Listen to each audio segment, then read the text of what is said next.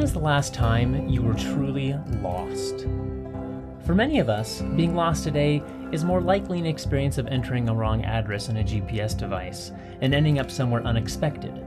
We still know where we are, we just aren't where we plan to be. Previous generations, in the American West and elsewhere in North America, had very different experiences with being disoriented and with being truly lost. Their stories are worth exploring. Welcome to the Writing Westward podcast. I'm your host, Brendan Rensink. This month we talk with Professor John T. Coleman about his book, Nature Shock, Getting Lost in America. And we will find that how people navigated geography, or failed to, has changed significantly over the past centuries in North America. As with most topics worth reading about, it's much more complicated than we might think. Thanks for listening.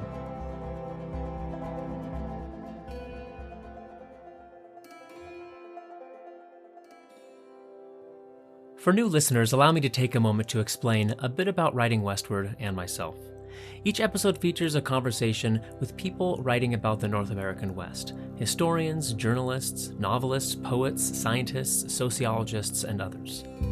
By showcasing their work, I hope to spark your curiosity to think more deeply about the region, its lands and environments, and the histories and experiences of the peoples who call it home. If a writer or topic intrigues you, you can find links to their work in the show notes or at writingwestward.org. And if you have a moment, please do subscribe, share links with friends, leave us a review or rating on Apple Podcasts or whatever platform you're using to listen, follow us on Facebook and Twitter, and send in some feedback. Writing Westward is supported by the Charles Redd Center for Western Studies at Brigham Young University, where I, Brendan Rensink, serve as Associate Director and an Associate Professor of History. For better or worse, this is a one-man operation, with me playing role of host, producer, sound engineer, publicist, and everything else, all tasks for which I have no training. But I am passionate about the North American West, so this difficult work is well worth the excuse to read more books and talk to interesting people. At the end of each episode, I'll include a little bit more information about me and my scholarship, and about the Redd Center, our public programming and projects, and funding opportunities that you could apply for. With that, let me introduce a little bit more about today's guest and why we're talking to them.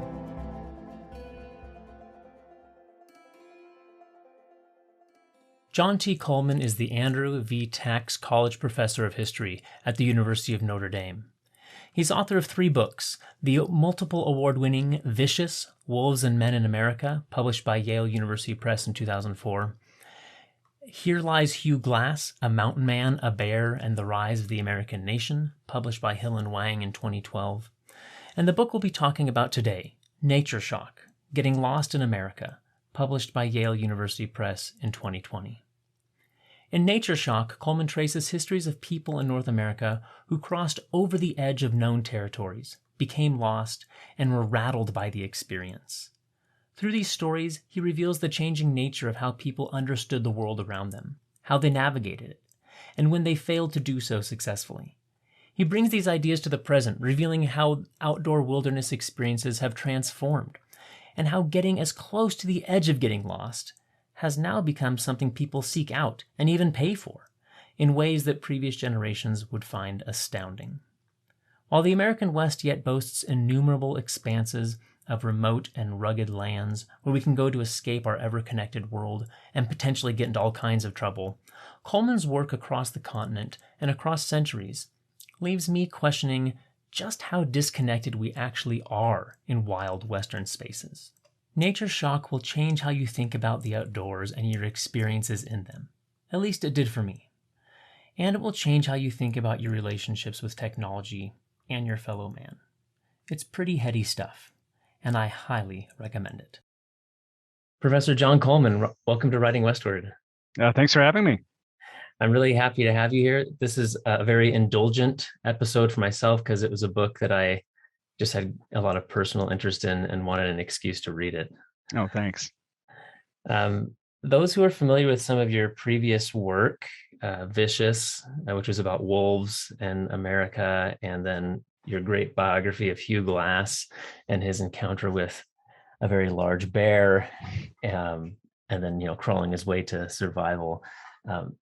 I think this book, Nature Shock, will resonate with a lot of. There's some definite thematic through lines. Mm-hmm. And although not all of the book is explicitly Western, I think for students of Western history, most of this is going to resonate as well, um, as a lot of it is taking place on what at the time was kind of the Western edge Hmm. or edges of European and American empires. Yeah. So I wanted to start by asking you kind of how you got here. Um, yeah, obviously, it align, as I say, aligns very well with some of your previous work. Was this a project that you just kind of happened upon while you were wandering about, you maybe lost in the archives yourself, or was this the result of kind of long intentional planning? How did you get to write this book? Well, I don't do much that's long and intentional. Basically, wandering is a great way to start because I was trying to cook up a project about movement, and I was really interested in different kinds of migrations, and movements. And I started thinking about how everything moves in nature, even things that we think are pretty stationary are being eroded or changing over time. And that it was just way too abstract. And everything moves isn't like a really striking thesis, right?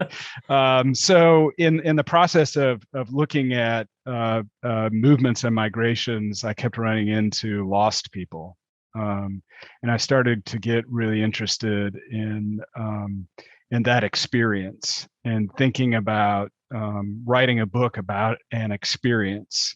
So I wrote a book about another species, and then I wrote a book about a guy who didn't leave any documents. So this became kind of an interesting challenge to think about. Well, how can I write a book about an experience? You know, a couple times in the book, a little bit, you give us hints of kind of the archival digging or the Mm, process of researching this, because often these people who got lost were not always the ones who left records. right. Or and there's not like I think at one point you say there's not like a folder that says, antique lost persons, miscellaneous file or something. Right. Right. Right. So how do you go about finding these people and their stories? Well, I mean, it's kind of typically, I mean, I guess it's kind of my typical research project in that it's very kind of needle in the haystack, trying to accumulate stories. Often my work kind of gravitates towards local history, and the kind of things that get caught in the net of, I don't know, county histories or even town histories. And getting lost was one of those experiences, like encountering a wolf, that people told stories about that tended to get passed down through families, or through communities. And in a lot of places, it was a marker of civilization in a way, or kind of like local community building, town building, frontier type stories were getting lost was something that happened in the old and wild days. So a lot of these stories got archived in those type of sources. So in a way, like commemorating, so and so town founder, whoever got lost, was a way of kind of a community representing itself as now modern. It's moved past that, and like, well, let's look at the Exactly. the old days when people used to get lost. Right. And of course, they were fooling themselves Yeah. because people continually get lost. But a lot of these communities were very interested in kind of creating a frontier marker in time, and then feeling nostalgic about these experiences that were often quite horrifying to the people who experienced them. That's really interesting that you say you found a lot of these in very local county, town, small histories. I often tell my students when I try to get them to work with, say, with like historical newspapers, Mm. I say like, you're going to find the wackiest stuff. It's often in these the smallest town things where you find the most interesting stories, stories that are not going to be syndicated, uh, and found, in the New York Times or whatnot. It's in these weird small papers where you get very intimate, personal, surprising stories often, or like Yeah. centennial town histories or county histories. That's where, as I've done not very much family history of my own, but once a few years ago, since I have a kind of strange last name, it's kind of easy to find my people. And so I was just digging around randomly and I found this weird, I think it was a county history in Iowa. And it mentioned that some Rensink boys walked 10 miles or something, showed up to church, and they were, what they lacked in singing ability, they made up with in enthusiasm, it said. And they were barefoot, and one of them was a hunchback. Right, there you go. And it was like this is my great, great, great, great uncle of something. That's a story that was never going to be found in anything other than a very small town source. So maybe Right. lost stories fit into that as well. Exactly, and they're often very strange. And like the challenge to a historian is that they're out of context because often the people who collected them didn't feel like they had to put them in context, because they were just like antiques, right? It's like we gather this material because it feels old. But often as a historian, if you can go back and you can put it in its environmental or social or cultural context, it resonates in ways and kind of opens up the past. So yeah, no, I'm a big fan of the local. Yeah, you could have strung together a bunch of stories of here's people getting lost. I guess that would have been an interesting book, but there's not much analytical scholarly apparatus there then. We understand, I think, generally what it means to get lost, but you do something much more nuanced. So maybe we should move on to a few definitions of some terms that you Sure. use. So the most obvious is your book is not called Getting Lost. I guess the subtitle is Getting Lost in Mm-hmm. America, but you use this term nature shock. Can you uh, explain to us what you mean by that and how it relates Sure. to getting lost?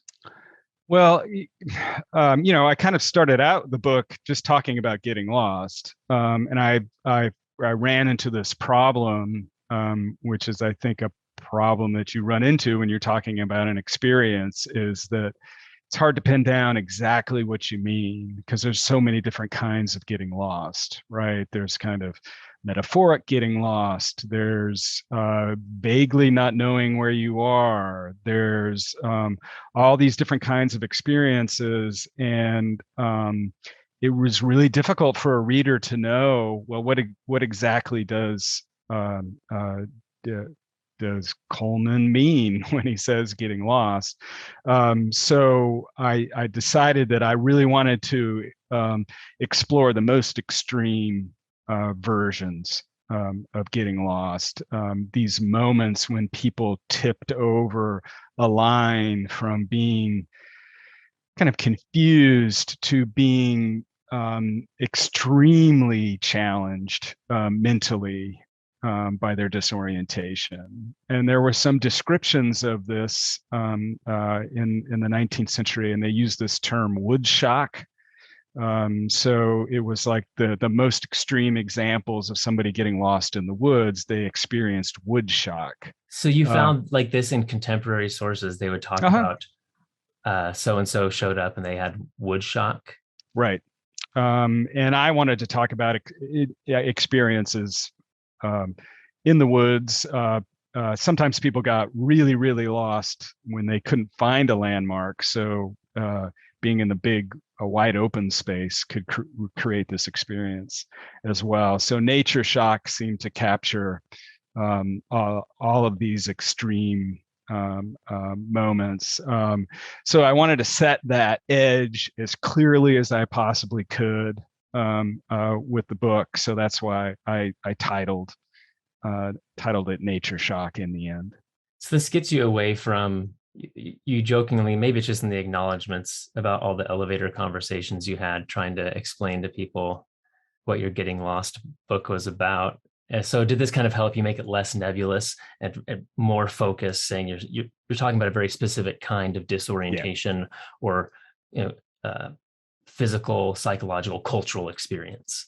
Exactly. And Okay. that's and also I think and and for me it actually set up some guardrails for myself, because I tend to want to wander into different kinds of meanings and play with language myself.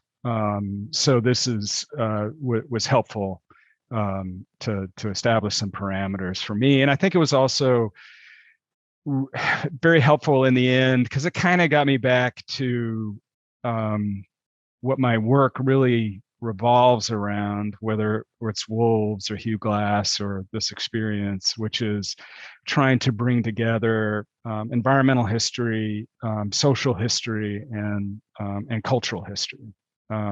So Nature Shock kind of combined those three elements, and made me feel more comfortable about my ability to interpret it. Yeah, it brings it right into your wheelhouse. Yeah. I don't want to disturb the ghost of Frederick Jackson Turner, but he famously argued that this experience of Americans encountering and conquering the frontier is what made successive generations of Americans uniquely American, like this frontier being out on the edge experience. Is there, and his essay, the significance of the frontier in American history. And he says, this is American history is the history of a frontier. You don't make that bold of a statement, but is there a corollary here in which you think that this being on the edge, the experience of being disoriented, has more broadly on American society and how we've evolved? I mean, that's an interesting question. I guess I was playing along to a certain extent with frontier history, and that I was really kind of curious in this book is like, well, what did it feel like to approach an edge? Like not a historical or a historian constructing this concept and applying it to the action of societies and nations, but like, well, what did it really feel like when you hit an edge? And what did an edge mean to different people? So yeah, and in that extent, it is a frontier book. I really was interested in kind of the frontiers of perception, and then that kind of gets you back to the story of settlement and conquest, in that people often found those edges when they were settling and conquering other people's territory, right? It was the kind of willful ignorance of thinking that you could take over this space that you didn't really know very well, that often led to these types of experiences. What it says about America, I guess I was more interested in what it said about, well, what does that mean to be human? And these larger transition points between how I set it up in the book I was really interested in how over the longue durée you can see this shift from people navigating space and therefore getting lost in this kind of relationship with one another, right? That in the early modern, it was very much dominated by these concepts of space that were relational. You knew where you were by who you were related to, and how that gave way to a more individual conception of space. So all these terms, they bounce around in these kind of Turnerian ways, but I was trying to get at something a little bit different.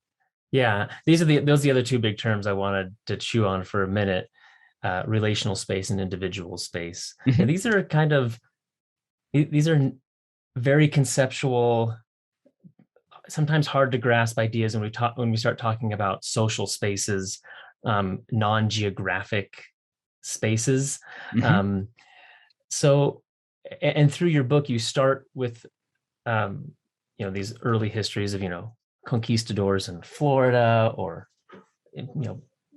Puritans up in New England and French fur traders and Jesuits and stuff, and how they're viewing geography as a relational space. It's defined by who they know and what those people know about space, and it extends outwards until at some point, if you step beyond that and you become untethered from the people and the places they know, that then you're kind of lost. And then you Right. transition into eras in which there's a little bit of that, and then this new kind of individual space. So maybe could you give us maybe a brief example of one of these stories that really typifies people navigating relational space, and then maybe a good example of one that is this other type of geographic spatial reckoning of individual space, so we can kind of see a clear Sure. division.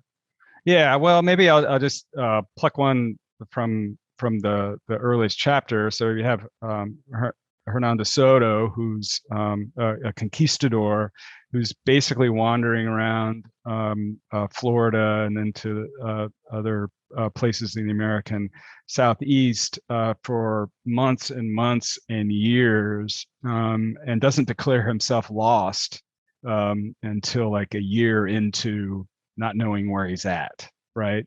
So that was a moment where I was thinking, well, how could this, why, what's going on here? Right. Well, how could you get lost after a year of wandering around?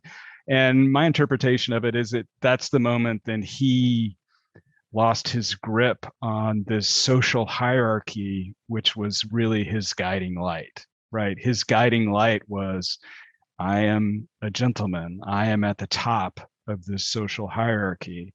And once he lost his grip on that place, he lost his grip on his sense of geography. So, and I guess the ultimate form of relational space, geography doesn't have a whole lot to do with where you think you are, right? It's your relationships with other people that give you that sense. So if you flip into individual space, I try to set up that these are not, there's like not one moment when you cross over from the relational into the individual, that it lingers. It's not a historical, we're used to talking about like historical periods where you step over a moment and you're in a completely different period. I think they kind of faded in to one another. But the hallmarks of individual space are you are by yourself, but you're also enmeshed in these incredibly large structures of information and communication, right? So to be lost in individual space is to perhaps lose your connection to an internet server, or to these other, to the network of the mail, of mass communication, industrial communication through print, and these other ways that people gathered information. And it's my contention that there's this strange kind of self-delusion in individual space, where you actually can have this idea that you're alone only because you're enmeshed in these other institutions and service economies. And a lot of the second half of the book is really focused on tourism, and how tourism in a lot of Western spaces is set up to create this sense of being disconnected, but it's only by being connected to these rather anonymous larger industries that you can even pretend that you're doing that. And is this like uniquely a modern phenomenon, do you think? Yeah, I think so. I think, and kind of the argument that I propose is that in North America, that the 19th century is really critical because that's when you see these larger communications systems getting in place through the communication revolution. And a lot of people, they were trying to maintain relationships over vast spaces through writing letters to one another and doing all these different things. But at the same time as they were pursuing these relational goals, they were also building up these um, uh, systems that would get them into individual space. So they didn't do this on purpose. They were doing what they thought they were always doing, but it eventually changed the ground underneath people's feet. You explain that this gets really complicated and a little muddy. I think it's you're commenting on Mark Twain, and he'd had this experience outside Carson City with their guide. Prided himself of having like dead certain reckoning, just knew exactly where he was going, and they're lost in it. Is it like a blizzard or something? Uh, and then after a long time, they realize, oh look, here's tracks. We're on the right way, and then they realize no, that it's their own tracks. They're going in circles, right? But you also say that he writes about kind of this flood of information about the West. As people, as you say, are building these networks of communication and infrastructure, writing letters, publishing accounts. And so Easterners looking west, or overlanders who are about to go west, they suddenly have maybe too much information, and sometimes misinformation. So what does that do, especially in terms of kind of this blending of relational and individual space, as the amount of information that people are consuming or using to position themselves or understand where they are, where they're going? What does that do in kind of that mid 19th century era? Yeah, I mean, a lot of that, all that's from Roughing It, and I read Roughing It as this really self-aware kind of Western commentary, and that a lot of it is about Twain trying to find something to write about, and using the West as kind of the generator of his career as an author. And he's very aware of this. So I think it's no mistake that he starts the book by writing in a stagecoach where he's actually sitting on these bags of mail, right? So communication is at the center of the stories that he tells. And in the end, he talks about miners, and there's all this it's like story of exploitation and getting rich and doing all these different things. And then in all these wild stories about the West that he is both perpetrating and propagating through his own writing, but he's also aware that it's meaningless, right? It's lies, it's tall tales, it's like people that think that they can use this information to actually get to the West or to achieve the glory that they desperately want, that they're fools, right? That this is just another bombastic kind of creation. And it gives them this confidence that they won't get lost, right? Oh, look, we yeah, have exactly. all of this information to go out into this, to go brave the unknown. Yeah, I mean, it's like it's the promise of industrial information, right? That you can go out and purchase and read enough information that you do not need the help of anybody that actually lives in these spaces. So you do not have to. So it's a critical moment moving from relational space to individual space. This notion that, well, I can get a guidebook that will tell me how to navigate this space. I do not have to establish relationships with anybody who is there. And I think that there's no mistake why these guidebooks are so racist and often incredibly vicious towards the people who are actually living there, because in some ways they're promising the people who read them they don't have to bother with the people who actually inhabit or claim these spaces before them.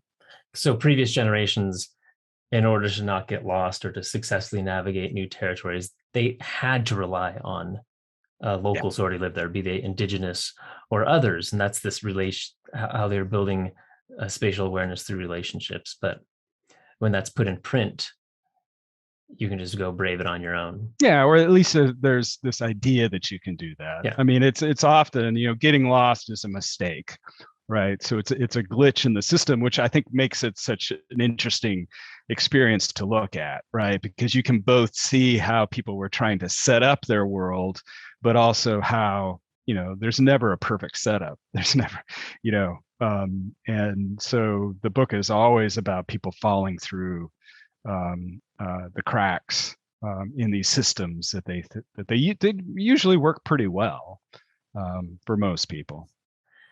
Maybe we should talk about a few individuals, because the experience of getting lost meant something different in different eras, not just to the person, but to their standing in society, with their families, with how they viewed home and family. Sure. And you talk quite a bit specifically about kind of some differences early on, especially between married men who had families who were ranging out to hunt, to supply for their family, versus, and maybe getting lost, versus a single bachelor who gets lost at the same time period. You talk about children getting lost. Give us a few examples. Like, what are some of the differences, and what did it mean, say, when they were lost no longer and they came back? What did it mean differently for them, depending on kind of their life situation? Yeah, that's a good question. Yeah, and it's an interesting. I mean, one of the things I wrestled with throughout the book is this. A lot of the examples of people getting lost were kind of powerful people. It was often white men were the ones that were telling these stories, and it could often be getting lost could be a challenge to their status. It kind of proved that they didn't know what they were doing, and sometimes getting lost, there were consequences, like physical consequences. You get lost in the middle of a blizzard. I mean, you could lose your hand, you could frostbite feet, so your failure could resonate many years beyond the actual event. So I think that there's always that tension there, and then there's also stories about really vulnerable people getting lost, and children. I found so many lost children, and a lot of that had to do with these kind of agrarian situations where children were put to work at some, to us, would be insanely young ages.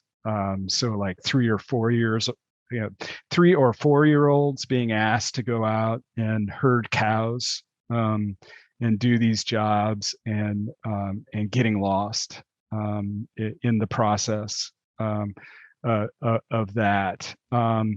And often the stories of children were told within families, like, oh, remember the time when so and so got lost. They're often told by communities, because the framing of a child getting lost was usually, the story was usually, oh, so and so wandered away, or so and so was asked to go bring in the cows for the night and they didn't come back.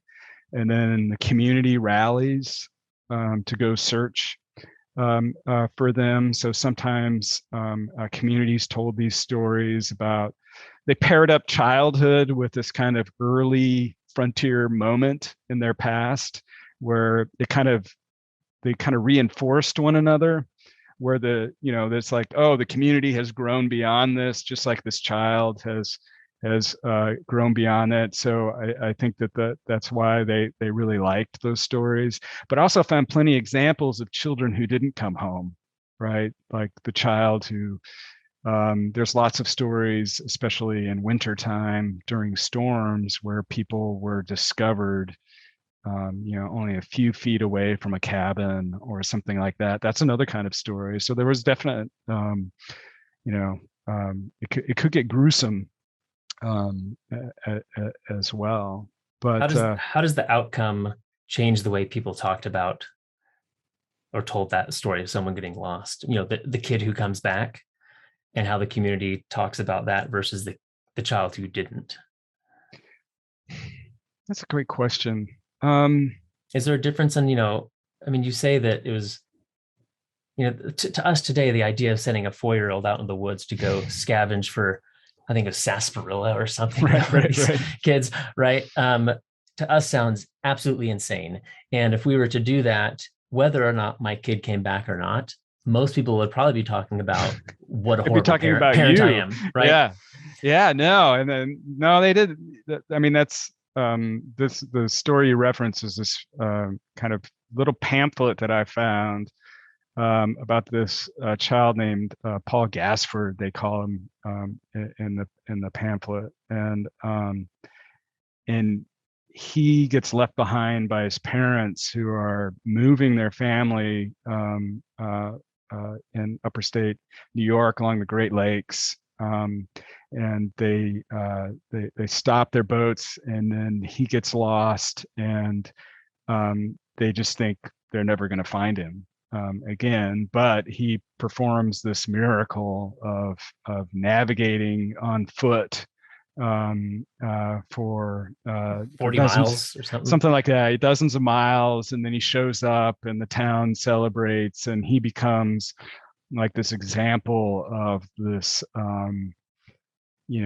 this very precocious kind of independent American, right? That they can be cast out into the wilderness. And so that story has this kind of heroic underpinning. A lot of the local stories, they just kind of end in confusion, whether the child makes it or doesn't.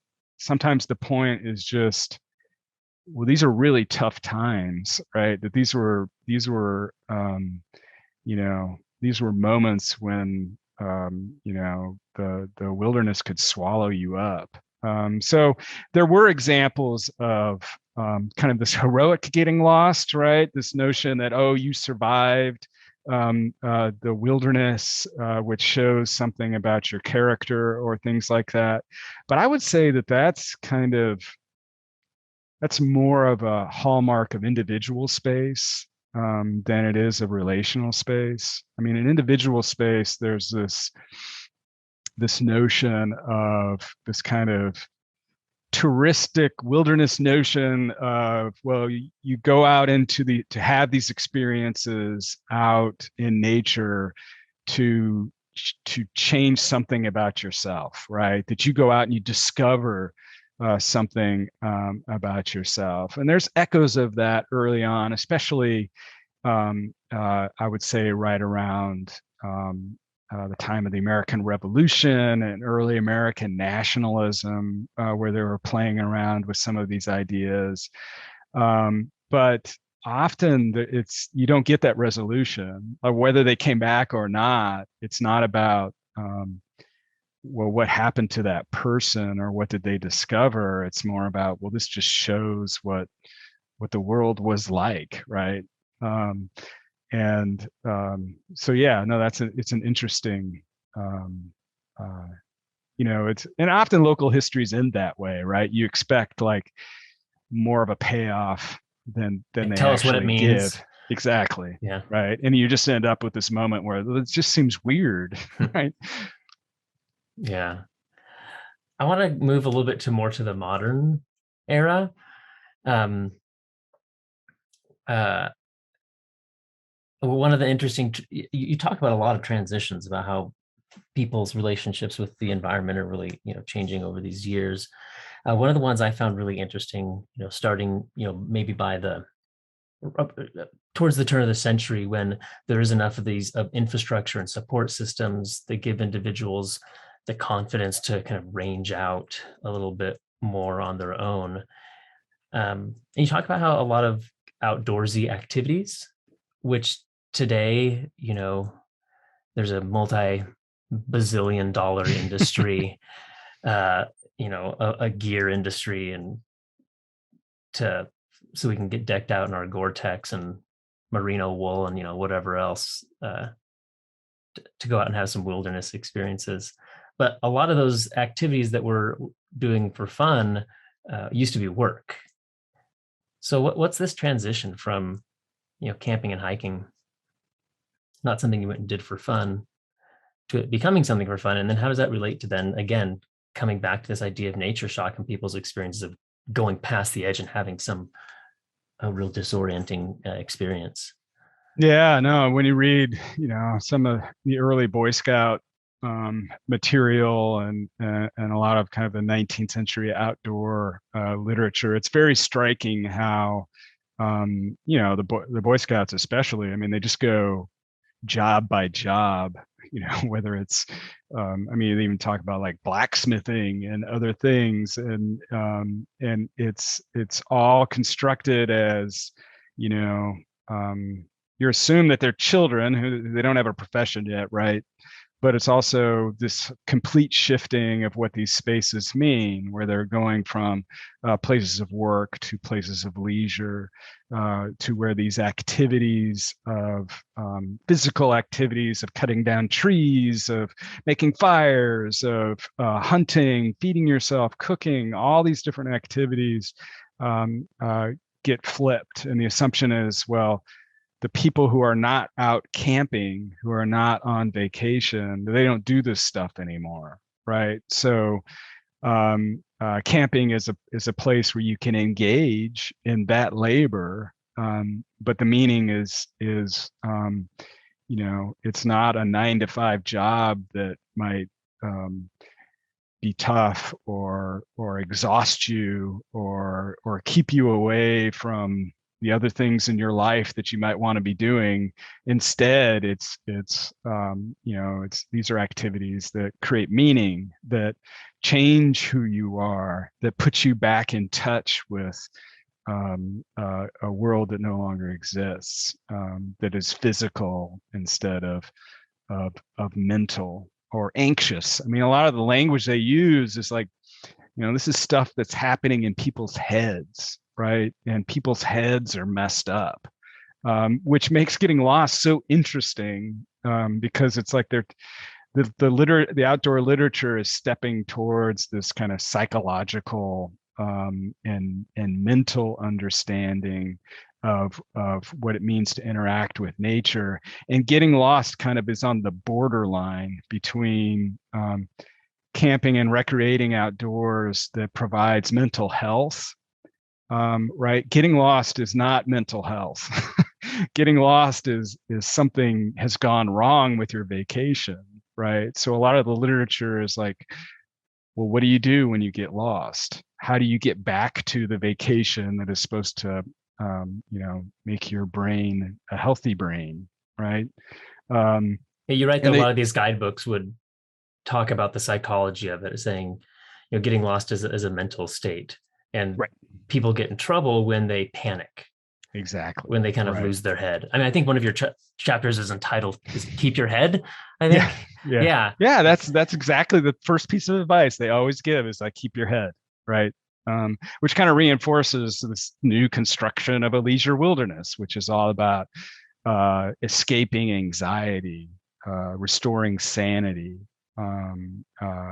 getting away from, the noise of the city, and kind of this notion that modernity is literally a form of insanity, right? So the antidote is to go to these quiet places and reconnect with these kind of activities that are no longer part of your life. So it assumes, right, it's a very middle class white construction of the way the world works.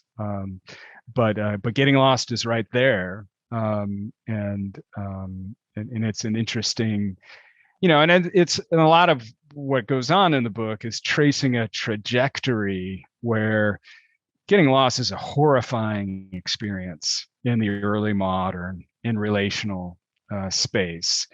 Kind of the turn of the 20th century, getting lost as you move towards this more leisure understanding of the wilderness, of the recreational wilderness. Getting lost doesn't quite fit into what they're trying to create. But by the time we get to post World War II America, getting lost is a good thing, right? Yeah. You're supposed to go get lost in these spaces. This is kind of the final turn that your book takes, and I wanted us to get to, right? This moment where when we're going out into a real like romantic nature, romantic wilderness, like we're out there to uh, for our own mental health. There's a premium that starts being put on getting as close to that edge as possible. And if you're not on the edge of getting lost, then you're not really having that experience. This is really well, vocalized by Ed Abbey, who you talk about for a few pages. And I think, especially here in Utah or in the Southwest, a lot of people are probably familiar with him. But what does he argue? What is he so concerned about? So he was he was a ranger at Arches when it was a national monument, and then he later wrote this book, Desert Solitaire. Kind of, I mean, he's like just the greatest curmudgeon, but just like really griping about all these tourists. But what was he so concerned or upset about?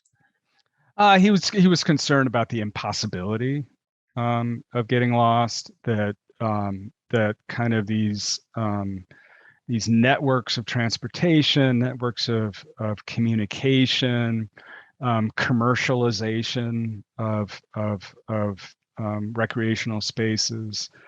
This notion that national parks and other places where people went on vacation, that they were for people in cars, that they were for families, that they were places where tourists were catered to, and they never had to get out of their comfort zone because of that. So he was, probably the ultimate example of the rebellion against that. So he romanticized getting away from all that, getting out into these spaces, and if you die lost, good for you. Right.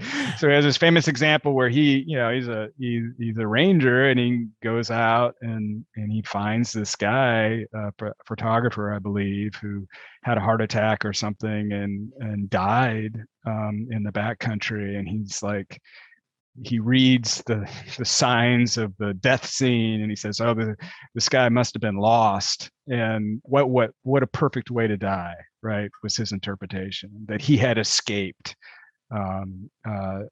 finally escaped modernity, and he admired him for that.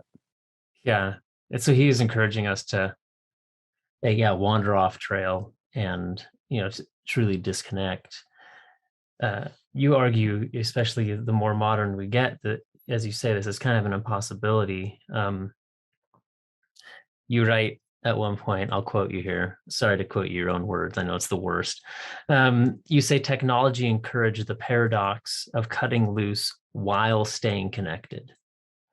And we saw this way earlier with perhaps information, which maybe we're not quite calling technology, but when overlanders, they suddenly had all this information, they felt they could really get out there while staying connected to some base of information and knowledge. But it is this paradox, because we don't, especially in the modern world, we're less and less willing to really get out there and go across that edge without the safety net. Right. Well, but at the same time, the experience, what we're looking for is to be out there without a safety net. But that's just not how we're built anymore, it seems.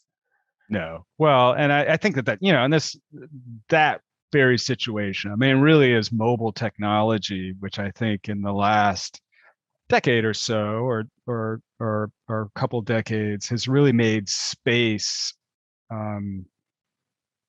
fascinating to a lot of people, including academics, right? And I don't think that there's any accident that's happened now, because I do think that our our geography and our sense of being in place, moving through spaces, has pretty much has radically changed in some ways. So I think that it's one of the reasons why you might be interested in a book like this, or Getting Lost is like this. This has a history. This phenomenon has a history, and I think that we've gotten to a point now where individuals are so empowered through technology to be able to precisely pinpoint where they are on a cellular phone screen. It's almost like the ultimate expression of individualism, right? I don't have to talk to anybody. I do not have to stop the car and ask the gas station attendant where I am, right? I don't even have to get a physical map. I've got this interactive technology and a blue dot, which tells me where I'm at. I can even get a computer voice to kind of direct me dictate around and be my friend, right? So there's that kind of ultimate expression of individualism, but at the same time, we all understand the incredible power of the companies that control this information, right? So a lot of I think what's happening with navigation and communication and different things like this is this paradox of feeling maybe super empowered as an individual at the same time as you're super disempowered as an individual, being caught up in these networks that may only see you as providing a bit of information that they can monetize into some kind of advertisement for you down the road, right? So it's that that paradox that I think is really interesting, and I think grows out of this history that I talk about. That this is kind of an ultimate endpoint of something that's been brewing for many decades. And there's a dangerous, potential end. We feel so empowered because we know exactly where we are, but we know exactly where we are on the screen. Right. Right. And if that's taken away, we, as a society and individuals, so many of us are not as good of actually navigating around an actual, not the space on the screen, which is not a physical space. It's a representation, right, of where we are. But then, having your cell phone die or something, and then having to navigate around actually physically, we may have we've lost that skill. Yeah. Which is a little scary. And there's disorienting, right? Yeah. And I definitely think that's happening, but I'm also interested about these narratives of that happening because I think it feeds into these visions and almost redrawing of the getting lost line, where in the relational, it was like you got lost when you got disconnected from the people that you knew, right? In earlier forms of individual space, you got lost when you got lost in the information system, or the information system led you astray. And now it's like this anxiety about, oh, are we too dependent on this technology? Or these stories about, well, when we turn off the technology, is the world going to end? Right? There's like these doomsday scenarios of just like, well, what are you going to do if the world ends? How are you going to take care of yourself if you don't know how to navigate actual space? I feel it myself. Like, okay, I used to be able to go on a road trip with a map, and I would memorize, the different places that I had to turn. And I got you definitely get a different sense of space by knowing that information and trusting your ability, your own memory, to make those connections. So I definitely think that's going on, but I also think that it's an interesting cultural moment as well. These anxieties say a lot about how maybe space is changing into something else. That it's getting more and more like a cyborg type experience. Well, we're quickly running out of time. I wanted to maybe end with a quick discussion of what you actually open the book with.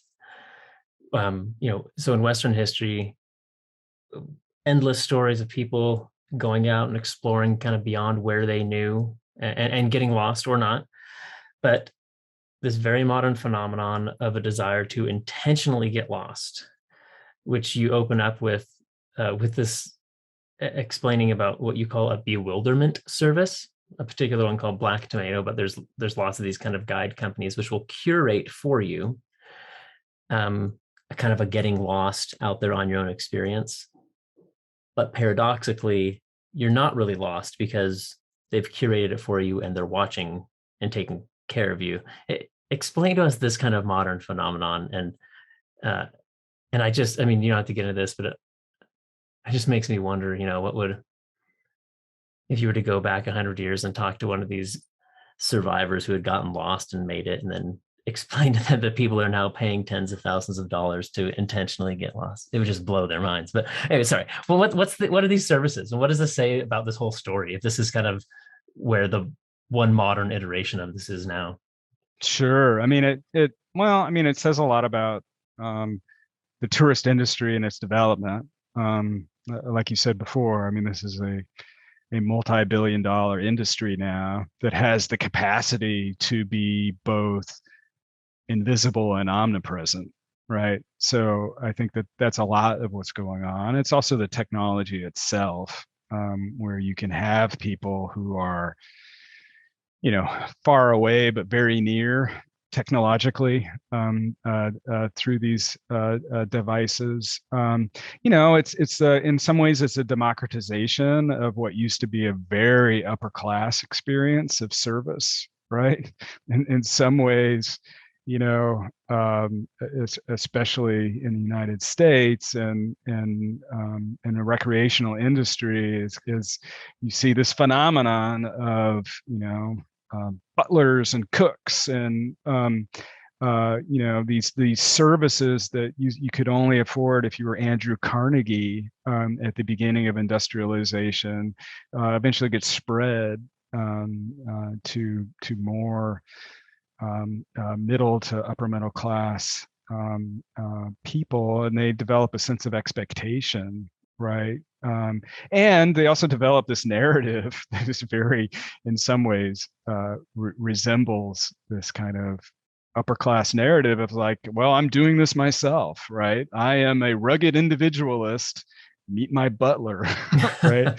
Or as you're glamping, right? Exactly. But army officers were doing that forever. You can find examples of that in Western history of Teddy Roosevelt and others portraying themselves as these remarkable self-made men, but they were enmeshed in these service economies that made it possible, right? That they were inseparable. You couldn't be a self-made man unless you had all this infrastructure behind you. So I think it strikes at the heart of a lot of what's wrong, but also what's real about the way the world works today, which is if you have enough money, if you're prosperous, if you're privileged, you can engage in this form of, it's a form of self-delusion, but it's also, I know the illusion is really interesting, right? That you would have these vast infrastructures that could support people pretending that they don't exist, right? And getting lost seems to be the ultimate expression of that, right? It's like, oh, I am completely disconnected, but I'm still in the lap of connection, right? That I know somebody will come and get me if it gets really bad. Yeah. Which yeah, it's a little bit of a delusion then, but which is wrong, right? I mean, that's how people get killed if you make those assumptions, and they can't, yeah, because that's very true as well. Well, I don't want to take more of your time. I'm grateful for you taking a moment with us. Do you want to Has anything you want to say about what you're working on next, or what we might anticipate from you? I'm looking at sorry, it's a Midwestern story. I'm actually working on a history of the Kankakee River, which is kind of right next door to me in Indiana and South Bend. So I'm talking about its disappearance. There used to be uh, uh, 500,000 acres of wetlands connected to this river that were completely drained. So I'm trying to recreate it, and I'm messing around with writing it in reverse chronology to think about how time is constructed through rivers and things like that. You are very much a cultural historian, aren't you? You Yeah. take environmental topics and then um, really nerd out on them in kind of very higher level thinking ways, which is great. You get us to ask really unexpected questions of things that we think seem really simple. I like it. Thanks. Well, thanks so much. I know the book is a year or two old at this point, but congrats on finishing it and getting it out there. I Oh, really enjoyed it, oh, thank you so much. I appreciate you having me and on. I hope you're able to go get out there and get lost, sometime soon. Myself as well. Sounds great. Not too lost. Yeah, Just up to the line. there we go. Great. All right, take care, John. Thanks. Thank you so much for listening. I hope you'll subscribe and listen every month.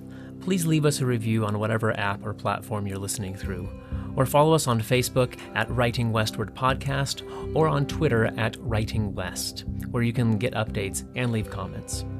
Writing Westward is a production of the Charles Redd Center for Western Studies at Brigham Young University. We're an interdisciplinary research center that supports academic research and the promotion of public understandings about the North American West. We host regular public lectures, which we live stream, have an annual funding cycle with award, grant, and fellowship categories that nearly anyone researching or working on the region from any disciplinary approach or towards any final product can apply. Learn more at reddcenter.byu.edu. That's REDD Center. Our theme music was provided by local Utah composer Micah Dahl Anderson. Find him at Micah Dahl Dahl Anderson with an O.com. I'll put a link in the episode description. My name is Brendan Rensink. I serve as the podcast host, producer, and just about everything else, so you can direct any praise or critique my way. I'm author and editor of a number of books on the West, borderlands, Native peoples, genocide studies, religion, and the environment. Recently, my book, Native But Foreign, Indigenous Immigrants and Refugees in the North American Borderlands, published by Texas A&M University Press in 2018, won the Best Historical Nonfiction Book Award from the Western Writers of America. In an anthology I co-edited with P. Jane Hafen entitled Essays on American Indian and Mormon History, published by the University of Utah Press in 2019, won the Metcalf Best Anthology Book Prize from the John Whitmer Historical Association. Here at the Redd Center, I'm also general editor and project manager of a great digital history, public history project named Intermountain Histories. It's a free mobile app and website, intermountainhistories.org, that curates student-researched and written microhistories of the region, complete with archival photos, bibliographies, and more. To contact me about the podcast, my own research, or anything else, head to bwrensink, that's RENSINK.org, or follow me on Twitter at Brendan W. Rensink. Until next month, be well, be curious, and be kind. Cheers.